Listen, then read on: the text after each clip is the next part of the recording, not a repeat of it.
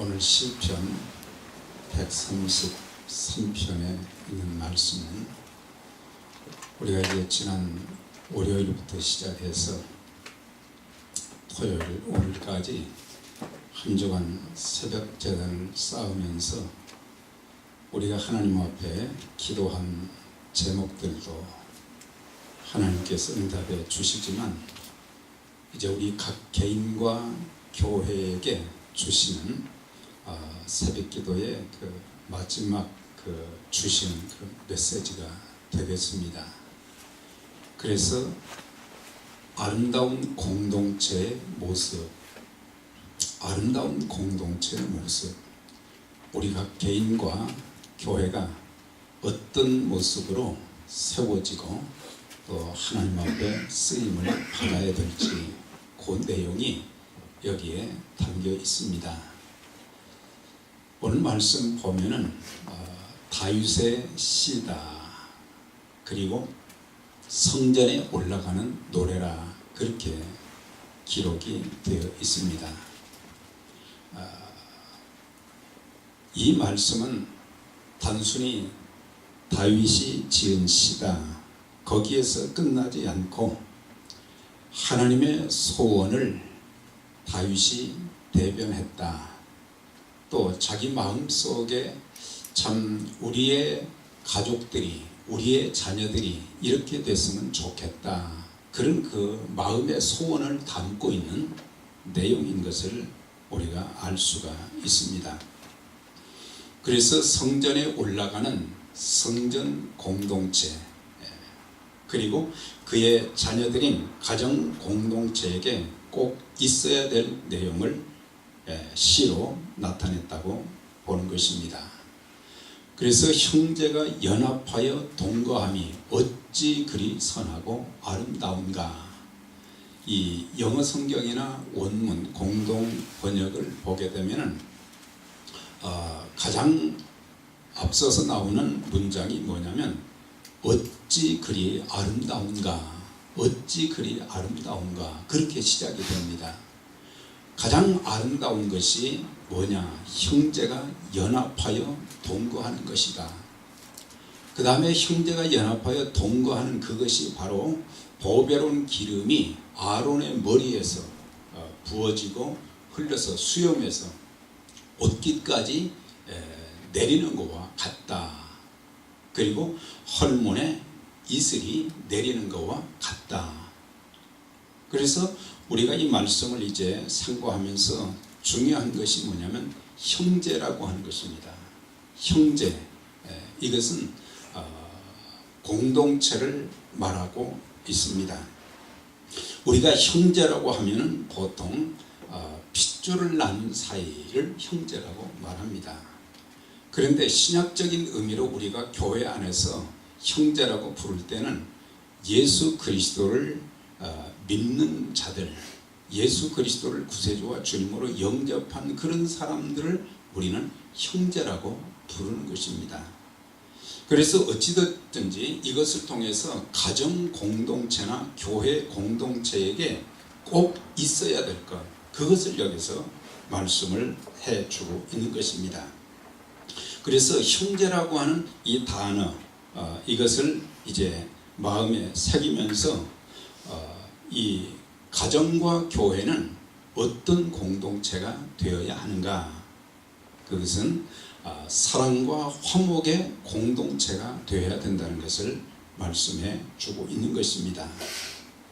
그래서 서로 우애하고 화목하게 지내는 것이 아름답고 즐거운 일이다. 그렇게 말씀하고 있는 것입니다. 당시 왕이었던 다윗은 성소에 올라가 예배드리는 백성들이나 그 가정의 자녀들에게서 가장 기대했던 것은 뭐냐면 서로 사랑하고 화목하게 지내는 것이었습니다. 모두가 성전에는 올라가지만 거기에는 정치인도 있고 모든 백성들도 있고 그리고 그의 자녀들도 있지만은 성전에 올라가는 사람들의 모습을 보면서 어찌 그리 아름답고 참 선한가, 그런 모습을 찾아볼 수 없었다는 것입니다. 이 다윗에게는 여러 자녀들이 있었습니다. 그런데 그 중에 아도니아라고 하는 그 아들은 참 인품도 좋고 참 키도 크고 아버지한테 참 책망을 받을 만한 그런 일을 했던 사람은 아닌데 아버지의 나이가 이제 많아지니까 욕심이 생겼어요. 욕심이 생겨서 내가 왕이 되어야 되겠다. 그래가지고 평생 다윗과 전쟁터를 누볐던 요압 장군을 이제 떼어서 그와 함께 또 다른 군인들과 더불어 반란을 일으켰어요. 그래서 내가 왕이 되어야 되겠다. 그런 욕심을 이제 갖고 잘못된 일을 행하다가 왕이 되어보지도 못하고 결국에는 죽임을 당했어요. 아버지 입장에서 볼 때 얼마나 그게 가슴 아픈 일이겠어요. 그런데 또 그의 아들 중에 하나는 이 아도니아의 형이었던 압살롬을 보게 되면은 압살롬도 마찬가지로 아버지가 이제 나이가 많고 죽을 날이 가까우니까 또 다른 장군들과 또 다윗과 함께했던 그 모사들, 제사장들 그런 사람들과 더불어 이제 무리를 지어서 아버지 다윗을 이제 왕좌에서 쫓아내고 자기가 왕이 되려고 했던 그런 모습. 그래서 결국에 압살롬도 죽임을 당했던 것을 볼 수가 있습니다. 모두 서로 왕이 되겠다며 형제간 부자간의 인정도 찾아볼 수 없고 서로 권력을 잡는 일에만 몰두되어 있었던 것을 보게 되는 것입니다. 그래서 자기의 그 자녀들을 보면서 참 아름답지 못한 그런 모습들, 그리고 자기와 평생 전장터에서 누볐던 그런 장군들, 제사장들, 그 많은 사람들이 성전에 올라가서 하나님을 예배하지만 그들의 마음속에는 욕심이 끝없이 있었고 서로 사랑하고 서로 화목하지 못하고 아름다운 하나님의 거룩한 백성이라고 하는 그 모습을 찾아볼 수 없었던 것을 보면서 참 우리의 자녀들이 성전에 올라가는 사람들이 우리 민족의 모든 백성들이 이와 같이 되었으면 좋겠다고 하는 그런 마음인 것입니다. 우리 각자가 참 우리 자신을 돌아보면은 생긴 것이나 성품이나 성장 배경과 취미 등 많은 부분이 서로 다를지라도 우리가 그리스도 안에서 한 가족이 된 것입니다. 또 우리가 이 가정에서 말이죠, 한 집에서 살고 있지만 서로 사랑하고 화목하지 못한다고 하면 그것은 더 이상 가족이라고 할 수가 없는 것입니다. 교회도 그렇습니다. 교회가 세상에 보여주어야 될 것이 있다면 뭐겠습니까? 큰 건물, 많은 교인의 수, 그 다음에 많은 헌금, 이것을 세상에 보여주어야 하겠는가? 그런데 요즘 보면은 작은 교회도 그렇지만 많은 문제들이 큰 교회, 큰 건물 있는 데서 많이 일어나는 그런 모습들을 보게 되는 것입니다. 그래서 중요한 것은 우리 모두가 가정에서도 그렇고 교회에서도 그렇고 서로 사랑하고 화목하는 그것이 하나님 보시기에도 아름답고 세상 사람들이 보기에도 참 아름답다, 그런 칭송을 들을 때에 참으로 더 많은 영혼들이 주님 앞에 돌아올 수 있는 것입니다. 주님께서는 제자들에게 말씀을 전하시면서 새 계명을 너희에게 준다. 그러면서 너희는 서로 사랑하라. 너희가 서로 사랑하면 이로써 모든 사람이 너희가 내 제자인 줄 알게 될 것이다 그랬어요. 그러니까 무엇을 통해서 제자인 것을 알 수 있느냐? 제자 훈련을 잘 해서 성경의 지식이 많아지는 그것을 보면서 제자라고 말하는 것이 아니라 우리들이 그리스도 안에서 아름다운 관계를 맺은 형제 자매들이 서로 사랑하고 화목하는 그런 모습을 보면서 저 사람들은 진정한 주님의 제자다, 그렇게 인정받을 수 있다고 하는 것입니다. 예수님께서 이제 산상수훈을 말씀하시면서도 중요한 것 이제 8가지를 말씀을 하셨는데, 그 중에 하나, 화평케 하는 자는 복이 있나니 저희가 하나님의 아들이라 일컬음을 받을 것이며 그랬어요. 어떤 사람들이 하나님의 자녀들이냐? 화평케 하는 자라 그랬어요. 중요한 것이 바로 이것입니다. 그래서 우리가 가정에서 정말 온 가족들이 참 물질은 넉넉하지 못하고 늘 부족하고 그렇지만 서로 사랑하고 아끼고 또 화평 가운데 거하게 되면 그 가정이야말로 홈 스위트 홈이 될 수 있는 것이고, 하나님이 함께 하시는 가정, 하나님이 축복하시는 가정이 될 수 있는 것입니다. 그런데 여기서 형제들이 서로 이제 사랑하고 연합하는 그런 것들, 그래서 앞부분은 사랑하고 화목하는 것들, 또 한 가지는 연합하는 모습이 아름답다 그랬어요.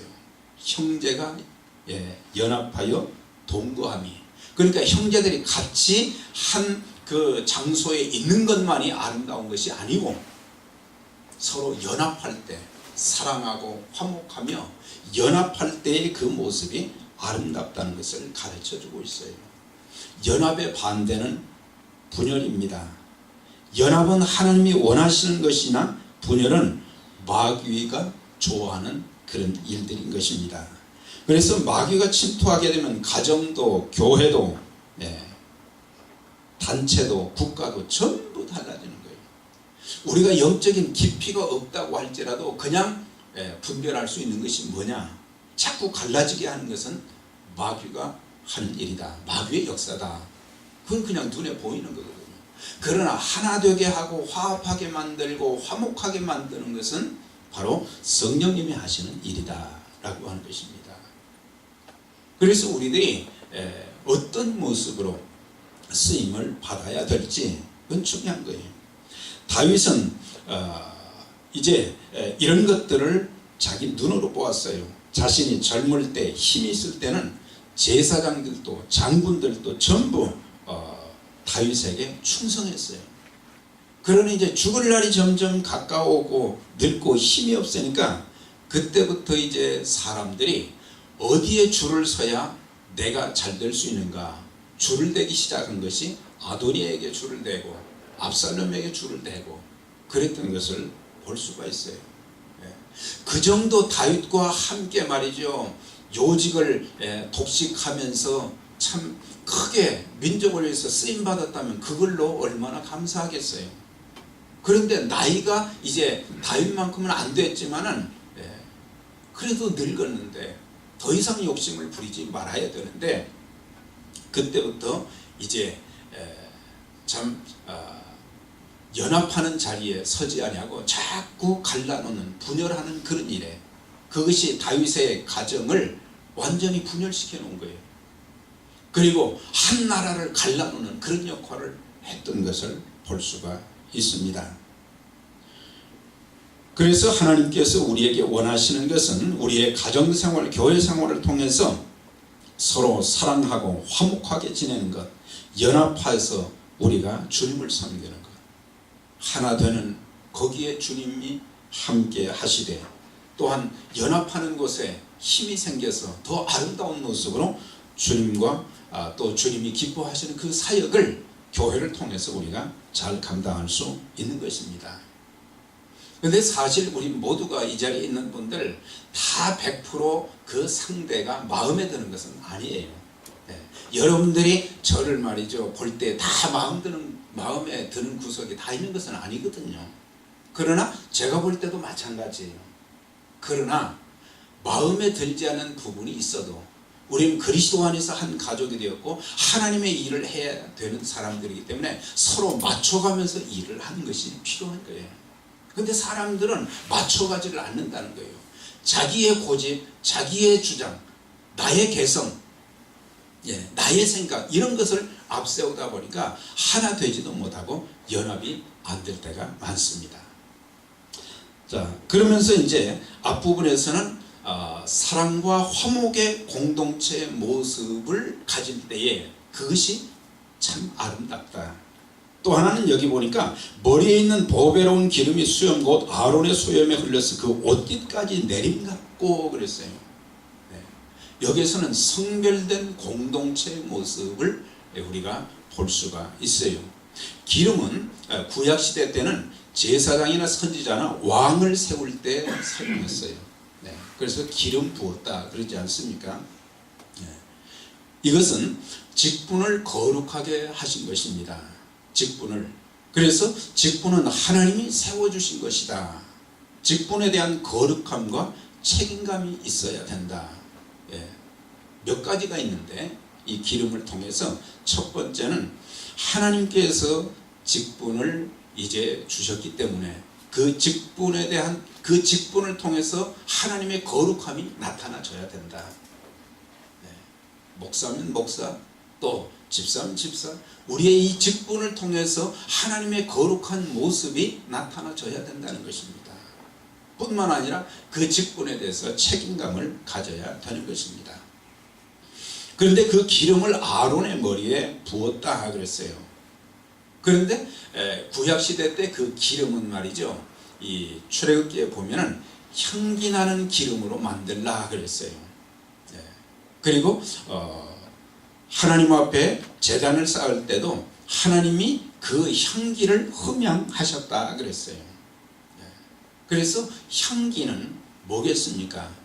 그리스도인들의 삶 속에서 주어지는 삶의 모습을 가리키는 거예요. 그러니까 직분만 가진 것으로 끝나는 것이 아니고 우리가 가정에서 또 이제 세상에 나가서 직장이나 사업장, 사회에서 살면서 기름 부음 받은 자들처럼 성별된 모습이 우리에게서 나타나져야 된다는 것입니다. 사도 바울은 우리는 구원 얻는 자들에게나 망하는 자들에게나 하나님 앞에서 그리스도의 향기다.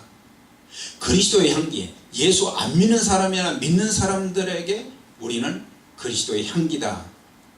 그리스도의 향기란 말은 복음이라는 그런 의미도 있지만 또 한 가지는 믿는 자의 삶의 모습인 것입니다. 직분자 성도의 삶의 모습이 우리의 삶의 터전에서 그리스도를 믿는 자답게 사는 모습이 나타나져야 된다. 진실이 있어야 되고 성실해야 되고 화합하게 만들어야 되고 덕을 세우는 모습을 통해서 아름다운 향기를 풍길 수 있는 거예요. 단순히 기름 부음 받았다 그것으로 끝나는 것이 아닙니다. 또한 기름은 상처를 치유하는데 구약시대 때 또 신약시대 때 많이 사용됐어요. 그러니까 성별된 사람들은 성별된 삶을 살아야 될 뿐만 아니라 치유하는 삶을 살아야 된다는 것을 가르쳐 주고 있어요. 세상에 보면 상처받은 사람들이 참 많습니다. 우리도 살면서 여러 가지 상처를 수도 없이 많이 받았어요. 그래서 그 상처를 자기 상처 때문에 그 상처를 이제 드러내놓고 그 상처로 인해서 또 다른 사람들의 상처를 주는 일들이 참 많이 있어요. 그러나 우리는 상처 입은 자들로서 또 나와 같이 상처를 입은 사람들을 치유해주는 그런 삶을 살아야 될 것을 말씀해 주고 있는 것입니다. 상처 입은 치유자라고 하는 그런 책이 있어요. 예수님도 이 땅에 참 육신의 모습을 입고 오셔서 많은 상처를 입으셨어요. 그렇지만 그분은 그 아픈 상처를 가지고도 다른 사람들을 싸매주고 위로해주고 세워주고 치료해주고 온전케 하는 그런 일을 하신 것처럼 우리 그리스도인들이 이 땅에 살면서 많은 상처가 있다고 그 상처 때문에 자기만 탓하고 다른 사람들을 탓할 것이 아니라 나와 같은 고통을 겪은 사람들, 상처를 입은 사람들을 또 이제 참 싸매주고 위로해주고 세워주고 그런 삶을 살아야 된다는 것입니다. 그런 모습을 볼 때 참 아름답도다.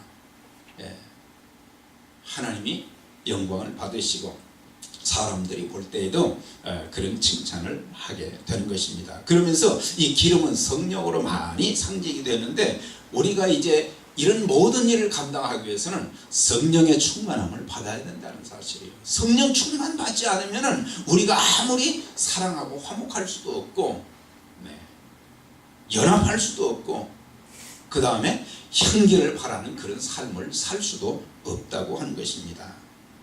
자, 이제 마지막으로 강조한 것이 뭐냐면 헐몬의 이슬이 시온에 내림 같도다 그랬어요. 이것은 이 생명 공동체 또는 복음 공동체다, 그렇게 제가 이름을 붙였어요. 이스라엘에 보면은 비가 자주 안 오는 나라죠. 그래서 이른 비와 늦은 비 1년에 2번만 제대로 많이 오고 다른 때는 비가 별로 안 내려오고. 그럼 어떻게 사느냐? 이슬이 굉장히 비와 같이 많이 촉촉히 내린다는 것입니다. 이슬이 어디에? 헐몬산에 내린다는 것입니다. 헐몬산은 백두산보다 더 높거든요. 그 헐몬산에 이슬이 내리게 되니까 헐몬산에 있는 모든 수목들이 살 수 있게 되는 거예요. 거기서 끝나지 않고 헐몬산에 내린 그 이슬들이 골짜기를 거쳐서 이제 어디로 흘러내려오느냐? 갈릴리 바다로 이게 흘러내려오는 거예요. 그래서 갈릴리 바다의 물을 가지고 이제 식수로도 사용하고 말이죠. 농사 짓는 데도 사용하고. 그래서 그 이슬이 적게 내리는 것 같지만 그만큼 중요한 거예요. 수목을 살리고 사람들의 식수를 통해서 사람들의 생명을 살리는 그런 역할, 그런 역할을 하는 것입니다. 그리스도인들은 살리는 자의 역할을 감당해야 될 줄 믿습니다. 불신자를 구원하는 일을 해야 하고 믿음이 연약한 자를 살리는 자, 그들의 신앙이 잘 자랄 수 있도록 도와주어야 되는 것입니다. 그리고 사람을 죽이고 살리는 일에 나에게 어떤 결정권이 있을 때는 우리는 죽이는 자의 편에 서지 말고 살리는 자의 편에 서야 되는 것입니다. 이것이 하나님이 기뻐하시는 그런 일인 것입니다. 우리가 복음을 전할 때 몇 사람을 주님께로 인도하지 못했던 영혼을 구원하겠다는 마음을 가지고 전도한 그 자체를 하나님이 기뻐하시는 거예요. 우리 모두가 이제 주의 말씀에 순종하여 복음을 전할 때 생명의 역사를 보게 하시는 것입니다. 우리 모두 이슬 같은 은혜를 흠뻑 받고 생명을 살리는 공동체가 되어져야 될 것입니다. 끝에 보면 거기서 여호와께서 복을 명하셨나니 곧 영생이로다 그랬어요. 바로 그런 아름다운 공동체의 모습을 볼 때 하나님이 거기 계시고 그런 사람들에게 영생의 복을 주신다 그랬어요. 형제가 연합하여 동거하며 어찌 그리 선하고 아름다운고. 우리 가정과 또 우리 교회, 우리가 이제 살고 있는 사회, 또 국가, 이 모든 것들이 하나님의 참 다스림 속에서 아름다운 공동체가 되어지고 우리 모두도 참 공동체의 일원으로서 이런 아름다운 참 사랑하고 화목하는 것, 그 다음에 연합하는 것, 그 다음에 참 이제 다른 사람들에게 선한 영향력을 끼치는 그런 성별된 모습, 그리고 잃어버린 영혼들을 구원하고 또 연약한 영혼들을 세워주며 하나님의 영광스러운 복음사에게 평생을 귀하게 쓰임받는 그런 은혜가 저와 여러분들에게 있기를 주의 이름으로 축원합니다. 전능하신 하나님 감사합니다. 저희들에게 또 한 주